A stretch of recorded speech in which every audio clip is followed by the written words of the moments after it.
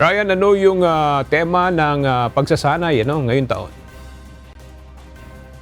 Aga, isang makatotohanan ng land battlefield settings ang isasagawa sa na simulation exercise ngayong taon. Simula March 3 hanggang March 12, isasagawa ang ikawalawang edisyon ng CATEX exercise o Combined Armed Training Exercise ng Philippine Army sa Port Magsaysay sa Nueva Ecija. Masusubukan sa pagsasanay na ito ang konsepto ng land defense kung saan gagamitin ang pinagsama-samang operasyon ng iba't ibang sangay ng Philippine Army.